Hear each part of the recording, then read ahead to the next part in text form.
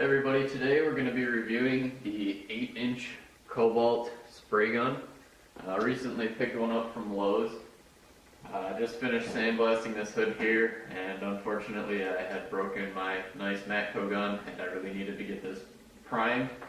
It was starting to kind of surface rust, so I went and picked this one up from Lowe's. For those of you that aren't subscribed to me or haven't seen some of my older videos, I do a fair amount of little paint projects like motorcycles, wakeboards, guitars, things like that.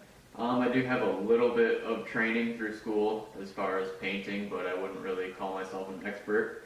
So yeah, we're going to review this gun, and I just want to start by saying, thumbs down. Absolutely would not recommend to anyone. It's completely over-engineered, and I'll show you guys why in a second, but there's some internal faults which you let go of the trigger, it still keeps spraying, which is why I have this nice spot here on this hood that I had to sand out and I'm going to have to reshoot. We'll get a little more in-depth as to what I don't like about it. So first thing I want to point out is just how overly complicated this is. You've got spray pattern here, the amount of paint that's coming out, which is a standard. These two are both standard, obviously. And then you have an airflow. Now, why you have this, since most people shoot with a regulator that can adjust your airflow down here, I've taken mine off already, is just beyond me. So again, overly complicated. So, next reason I really hate this gun, obviously I told you that it's got some internal faults and led to the runs there.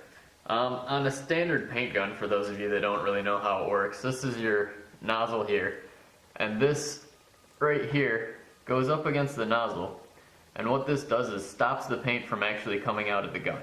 So the paint comes through here, comes out, this stops it. When you pull the trigger, pulls back this pin, and opens up the hole in there.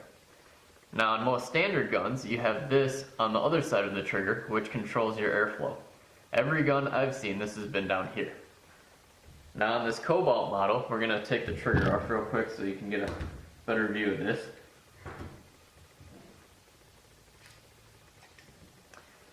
We have your pin controlling your paint stoppage on the nozzle, but then you have this floating bushing that's spring-loaded or something that stops your airflow. So this is all connected to each other, and there's a lot of resistance here. Now this jams. So you let go of the trigger, and this gets stuck in, and of course your pin also gets stuck in, so the air just keeps coming out, the paint just keeps coming out. It's really not good for if you're shooting in tight spaces or really just want a quick spray like I did. Alright, next design flaw. On most standard spray guns, you'll notice that the nozzle here on the very end is always made of metal and not painted. On this particular gun, they used a very low-grade paint. I've shot this maybe 3 times. The first time was okay, I guess. The second time, it started to have some issues. And the third time, I had to stop halfway through because it was shooting about 45 degrees this way because one of these were clogged. Now, when I had taken it apart, I found out just how low-grade this paint was. If you're like me, anytime you clean your gun, you use acetone, paint thinner, a pretty hardcore chemical because you want your gun clean. Well, any chemical like that pretty much chips this paint off, which is fine on the outside, but once you get onto the inside where the threaded portion is, all the paint comes off, it chips off, and then it gets in all your little holes and passages, and the gun shoots like crap.